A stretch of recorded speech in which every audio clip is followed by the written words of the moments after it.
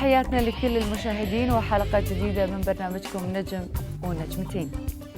ضيفتنا لهذه الليلة هي نجمة متألقة تتأنى في اختيار أدوارها وتتقمص الشخصية باحتراف. هي ملتزمة جدا جدا. نرحب كلنا بالفنانة المتألقة روجينا.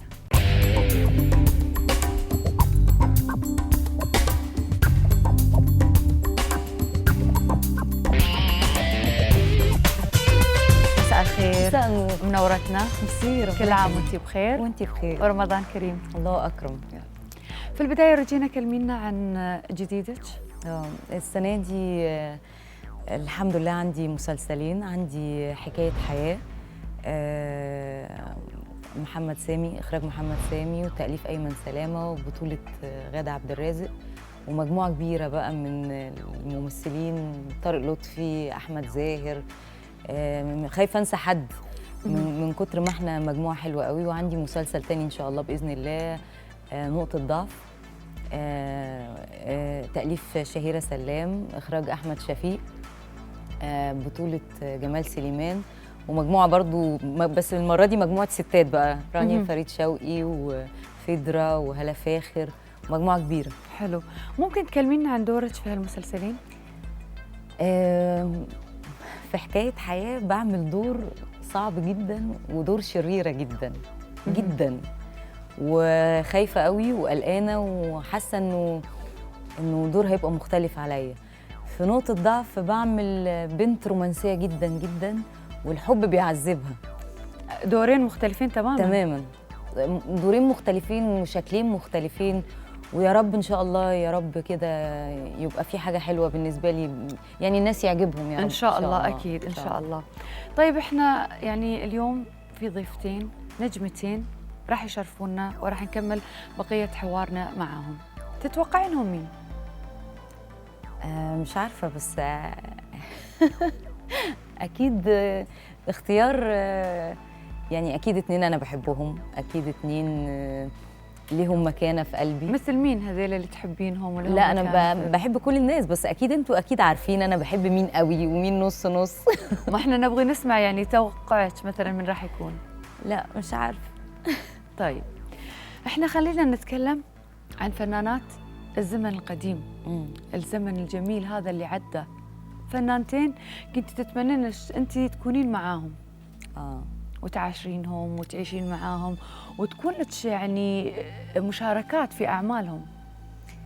كنت اتمنى ان انا اشتغل مع العظيمه الله يرحمها سعاد حسني جدا، لانه انا بقول انه الزمن مش هيجود بزي سعاد حسني تاني. هي فنانه عظيمه ومبدعه، وكل دور كانت بتعمله كانت بتأثر في الناس قوي. وكنت دايما اقول ان سعاد حسني هي فرحه كده، يعني تتفرجي عليها تفرحي تنبسطي فعلا. واتمنى اشتغل مع العظيمه فاتن حمامه. فاتن حمامه طبعا. طيب ومن فنانات هذا الجيل؟ من الفنانات هذا الجيل اتمنى اشتغل مع غادة عبد الرازق ثالث ورابع وخامس، لان في بينا كيمياء في الشغل حلوه قوي. واتمنى اشتغل مع مين اتمنى اشتغل مع نيلي كريم. نيلي كريم. انت ذكرتي لنا الفنانه غادة عبد الرازق، انه انت دائما تشتغلين يعني تتمنين انه يكون التعاون ما بينك ما بينها مره ثانيه وثالثه ورابعه وعاشره. شو السر غير الكيمياء اللي ما بينك وما بينها؟ السر ان غادة دايما بتدور على النجاح، بتدور على الجديد، بتدور على انه كل دور تظهر للناس بشكل مختلف وشكل جديد، وتثبت للناس انا ممثله في حته تانية في حته مختلفه. وده انا بقول انه طول عمر لما انت بتعملي ادوار مختلفه وادوار جديده انت بتطولي في قماشتك كممثله. فغادة دايما بتعمل كده، واللعب معاها التمثيل معاها بيبقى ممتع. يعني عارفه لما تبقي قدام ممثل شاطر وانت عايزه تبقي شاطره، فبيبقى في حاله كده حلوه في الشغل. حلو. من النجمتين اللي تصرين ودائما تتابعين اعمالهم اول باول؟ حبيبتي يسرا، بحب دايما اتابع هي بتعمل ايه، لان انا بحب يسرا قوي قوي واشتغلت معاها مره وسعيده ان انا اشتغلت معاها مره. قد ايه هي ممتعه وحنينه وبتحب كل الناس اللي معاها. واحب اتابع الهام شاهين. إلهام شاهين. أنا في أكثر من فنانة استضفناها وتكلمت عن إلهام شاهين وتكلمت عن الفنانة يسرا وأنهم تعلموا منهم طبعا. وساعدوهم ووقفوا معاهم. طبعا. كلمينا عن تجربتك معاهم. أنا الحقيقة ما اشتغلتش مع إلهام شاهين، بس أنا بحبها لأنه يعني بحس إنه إلهام من الفنانات اللي درست معهد فنون مسرحية وأنا كمان درست، فأنا متحيزة لها لكده. دايما بتختار أدوار حلوة قوي قوي. فنانة عندها قوة شخصية، بتختار شخصيات هي بتحبها وتقدر تعبر عنها. لا فنانة الزمن هيتكلم عنها كتير، زي يسرا برضه هكذا. أكيد. طيب نقول لو نجمتين دخلوا مجال الإنتاج وطلبوا من روجينا أنها تشارككم العمل بدون مقابل، من هالنجمتين اللي ممكن تشاركينهم العمل في حال إنتاجهم بدون أي مقابل؟ أي واحدة، أي اتنين من زمايلي، أيا كان. لأنه كون إن هي تفكر تنتج، هي بتفكر في تفكير سليم، لأنه أي حد بيبقى عايز ينتج بيبقى عايز يعمل حاجة مختلفة وحاجة جديدة. فطبعا بلا شك إن أنا أبقى سعيدة إن أنا بقدر أساعدهم، وكون إن هم يختاروني ده في حد ذاته ثقة فيا. فطبعا اي واحده من زمايلي لو اقدمت على الفكره دي وجت قالت لي تعالي انا عايزاكي في كذا، اقول لها تحت امرك. حلو. يعني ما عنديش اسمين معينين، بس اي واحده من زمايلي هتعمل كده يعني لازم. عندك روح المشاركه طبعاً والمساعده. طبعا. حلو. طيب نقول نجمتين من نجوم العرب حابه تشاركينهم اعمالهم وتتابعينهم على طول. كتير. بعد اذنك يا بيه لو سمحت. سوري يا جماعه، في صوت في الاستوديو. بعد اذنك يا بيه. مدام روجينا بس ثانية واحدة. مين؟ عايز مدام روجينا ثانية. خير فيه؟ بعد إذنك يا بيه لو سمحت. حضرتك ضيف بعد إذنك يا بيه. ضيف عندها يعني؟ مدام روجينا محتاج سعادتك ثانية. في إيه؟ تفضل. في إيه فهمني؟ إحنا بنشتغل. يعني ما تدخلش في شغلي. طبعا أنا بعتذر، بعد إذن سعادتك ما تتدخلش. أنا عايزك. أنا محمد القبلاوي من اسم الهرم. بعتذر لسعادتك جدا عن الدخلة اللي مش لطيفة دي. أنا آسف تاني. ساعتك متقدم فيكي 5 محاضر النصب الشبكي. ايه؟ نصب الشبكي. وصل عمليات ابدا الاشاره. ايه باينه فيها خلاص. انا داخل جاي لساعتك بصفه شخصيه جدا. ازاي هم يعني سابوك تخشي من باب الاستوديو من بره؟ هو مفيش حد بره ولا ايه؟ شغلانتي سخيفه، انا اسف. لا انا مش معترضه على شغلانتك، بس يعني ازاي احنا دلوقتي بنشتغل، حضرتك بتشتغل جميل. بس انا برضو من حقي ان انا اخلص شغلي وبعدين حضرتك تكلمني في اللي انت عايزه، ما تجيليش استوديو، البيت عندك، عنواني. معلش يا فندم، انا مسموح لي ان ادخل اي مكان الا السفاره. لا حضرتك احنا كمان هنا زي معلش يا بيه بعد اذن سعادتك. لا احنا هنا بعد اذن سعادتك لو سمحت، انا بتكلم بهدوء ومحترم الناس. لا واحنا برضو محترمين جدا جدا. انا عشان بس برضو حضرتك ما ينفعش ان انت تعمل كده في مكان شغل. حضرتك بتقول متقدم فيها 5 بلاغات مش كده؟ انا ممكن اشوف كارنيه حضرتك؟ عندنا يا فندم هتشوفيه. لا واشوفه عندك ليه؟ ومين قال لك ان انا اساسا هقوم معاك؟ انا مين قال لك ان انا هقوم من هنا معاك؟ يعني ايه اللي ادالك الفكره ان انا ممكن اقوم معاك؟ ممكن حضرتك شغلانتي وسلطتي تديني الفكره. سلطتك اللي هي انهي لا سلطتك؟ انت فاهم غلط، احنا في شغل حضرتك زي شغلك بالظبط يا بيه شغلانتي غير شغلانتكم. لا لا والله ليه يعني؟ ليه؟ انا مش عايز ازود الموضوع. ثواني واضح ان مدام في سوء روجينا فهم بعد يا اذنك. أستاذ. معلش بس نتكلم هناك قلت بس لسعادتك نخلص عايزك. يعني. طب ممكن حضرتك بعد إذنك. نستنى 10 دقايق. واضح ان في سوء فهم. انا اكيد في سوء انا بس انا هقول لحضرته حاجه. اولا انا مش هقوم معاك واخرج معاك المكان اللي انت عايز تروح، يعني تاخدني اسم، تاخدني مش عارفه ايه، مش هخرج يا معاك فندم بعربيه حضرتك و2 امنا من معايا باللي حضرتك عايزاه. ورا عربيه الشرطه على اسم الهرم. والله طيب هنروح بس بعد ما نخلص الحلقه ممكن لو سمحت. واضح ان في حاجه، اسف يا استاذ بس نخلص الحلقه. اولا ايه النصب ايه؟ لا انا متقدم فيها بلاغات ايه؟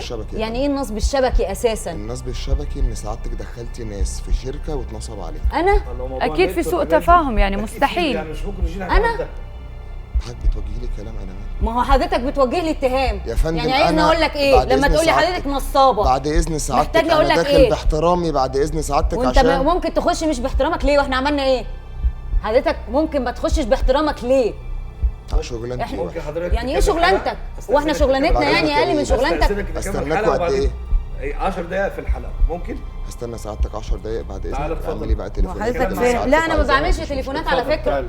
انا ما بعملش وانا تليفونات، ما بتهددش على فكرة. انا ما تعالى انا اتفضل ما لو سمحت. هددتكش. لو سمحت انت بتقولي بتعملي تليفونات، اهدي يا هتعملي أستاذة، ايه؟ واضح وانا ما إن في بعملش حاجة تليفونات، مش لا عايزة اكيد في تخلصي حاجه غلط، شغلكم لان انا في ما الخليج ده، عملتش حاجه. خلصي شغلكم. على فكره شغلنا مش لو سمحت ده شغل مهم. معلش بعد اذنك يا بيه سيبني معلش، ساكت. اكيد في حاجه خطا. اكيد. يا باشا انا لقيتها في الاستوديو. لو سمحت يا جماعه ما فيش امن في الاستوديو، يعني فيش امن في الاستوديو يا جماعه. النصب الشبكي. احنا اسفين. لا ما خلاص ما خلاص. سجل السماعة وبريد كيو. نقول إن في نجمتين من نجوم العرب تحبين تشاركينهم اعمالهم، وانت حريصه ايضا على متابعه كل اعمالهم. من هم النجمتين؟ كتير، يعني انا بحب اتفرج قوي على سعاد العبد الله. سعاد عبد الله. بحب اتفرج على احلام الكويتيه. مهم. وهم ليهم احلام الاماراتيه. الاماراتيه سوري. هم ليهم اسهامات كبيره جدا في الفن، وليهم مذاق خاص وممتعين جدا. تفكرين انك تشاركين نجمات من نجوم الخليج او نجوم العرب اعمالهم؟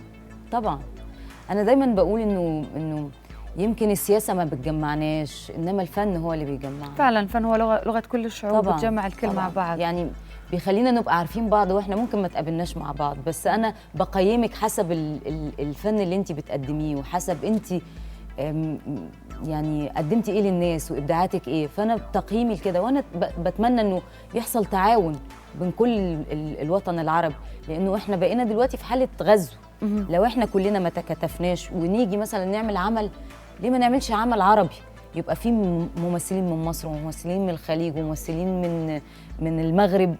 يا ريت. طيب في المهرجانات الفنيه تلتقون مع يعني نجوم العرب كلها، نجوم الخليج ونجوم الوطن العربي، تلتقون وفي ندوات تحصل، ما تناقشون هذا الموضوع؟ بعد اذنك يا بيه بعد اذنك. هو في ايه؟ الإذن انتهى. هو في ايه حضرتك؟ ايه؟ يلا يا مدام. يلا يا مدام. يلا ايه؟ يلا يا مدام. طب وريني هتمشيني من هنا بعد ازاي؟ اذنك ايدك جنبك. ايدك جنبك. وريني هتمشيني من هنا الصورة ما ازاي؟ ينفعش خلاص. استاذ فتحي بعد سيبه. اذنك يا استاذ. وريني بعد هتمشيني من هنا اذنك يا مدام ازاي؟ لو سمحت. مش هقوم. وريني بعد إذن سعادتك بقول لك ما ايه؟ تقدرش ما تعليش تستخدم صوتك قوة. لو عليا. سمحت إيدك جنبك. ما تعليش صوتك عليا. لو سمحت بعد بقول لك ما إذنك. تعليش صوتك عليا. يعلى صوت يا ما مدام. تعليش صوتك عليا. يعلى صوت انا يا بقول لك ما مدام. تعليش صوتك عليا. هتهدديني؟ انا بهددك. انا بهددك، انت أعلي اللي داخل. صوت. خلي بالك ده شغل محترم اللي احنا بنعمله ده. التمثيل؟ طبعا. امال ايه؟ طيب ماشي. وانت طيب يلا يا ماشي. مدام، انت من نفسيات. يلا يا مدام انا نفسيات دي بقى. انتوا شايفين دي شغلانه اصلا؟ شغلانه اللي مالوش شغلانه يا بيه. والله دي بعد شغلانه. إذنك معلش يا بعد مدام. اذنك بعد اذنك بعد لو سمحت. اذنك انت يا فعلا مدام. راجل عظيم. ربنا يخليكي. انت بعد فعلا إذنك اثبتت اتفضل. ان انت راجل عظيم. بعد اذنك اتفضلي. طب مش انا خدت هتفضل. ذوق ما ينفعش. لا مش هنكمل هتفضل. الحلقه. مفيش حلقه. نعم. لا مش مفيش اي حاجه. حلقه ايه؟ اتفضل. حلقه ايه؟ مش هتفضل. أستاذ وتفضل فتحي. بعد حضرتك. اذن سعادتك استاذ بقى. فتحي لو سمحت بعد انا مش اذنك لو هتفضل سمحت بعد وتفضل اذنك. حضرتك. المخرج بيقول النجمتين اعتذروا. يلا من عندهم. بعد اذنك يا بيه لو انت هتدافع عنها يعني؟ دافع عنها. ما تعليش صوتك. اعلي صوت. بقول لك ما تعليش صوتك. اعلي صوت. انت مش محترم. لو سمحت انت لو مش سمحت. محترم. انا هعلمك كلمه. وواجهه سيئه للشرطه. صور بقى. سعادتك اللي هتعلميني ولا ايه؟ انا بعلمك. اتفضلي يا ماما. وريني اتفضلي يا مدام. لا اكيد ما راح يا تتفضل مدام، معاك. بعد اذنك. مش هتتفضل معاك. بعد اذنك يا مدام. عيب عيب عيب. مدام بعد اذنك. عيب. أستاذ فتحي لو خلينيش سمحت. استخدم القوه لو سمحت. هو استاذ فتحي ممكن تكلم حد هو يشيله؟ بعد اذنك. ايه اللي بعد اذنك؟ انت هو. كده جاي بتتدخل في شغلي. بعد اذنك. شغلي يا عم من شغلك. وإيه شغلي موضوع يا لا بعد مدام. شغلنا إذنك؟ كمان مهم. هو حضرتك بعد عمال إذنك تعلي يا صوتك وتقول بعد انت اذنك. فاكراها بالصوت. انا عشان دكاتره مؤدب في الاول. يلا يا والله مدام. يعني ايه ده يلا يا كلام مدام. فدلوقتي بتقل ادبك يعني؟ معلش يعني يا انت مدام، بتعترف يلا. ان حضرتك مش بتقل ادبك علينا؟ يا مدام يلا. بتبرر لي عينيك ولا ايه؟ بعد اذنك. لا، انت كرشك ده هيخوفني يعني؟ كرشك كرشك انا بحذر تحذير اخير. ايه ده؟ ايه ده ايه؟ ايه ده؟ ايدك ايه جنبي. كرشك ده؟ ايدك انت ازاي جنبي. تكلمه بالطريقه دي؟ قسما بالله هتنجح. انت مثال سيء للشرطه. انت مش هتتدخل. انت يلا تعلمني. يلا اتفضل. بعد اذنك يا مدام لو سمحت. ولا بقول لك بعد انا مش اذنك يا همشي. مدام لو سمحت. بقول لك مش همشي. بمسك المسدس. والله. بتفهموني؟ لا، هتضربني. بمسك المسدس. بعد ايه اذنك. ده؟ ايه ده؟ بعد اذنك. ايه ده؟ بعد ايه ده؟ اذنك يا مدام لو سمحت. بلطجيه. ايه بعد ده؟ اذنك في يا ايه؟ مدام. ايه ده؟ انا بحذر التحذير الاخير. والله طب وريني هتعمل انا ايه بعد بحذر التحذير الاخير. بعد وريني هتعمل ايه؟ اذنك. بعد ايه اذنك. ده؟ انا ايه بحذر. ده؟ ايه ده؟ لا احنا بنهزر مفيش نجمتين يتاخروا على روجينا ابدا، النجمتين على كتف الله يحرقهم بالظبط، احنا اسفين تحيه معلش النجمتين على كتف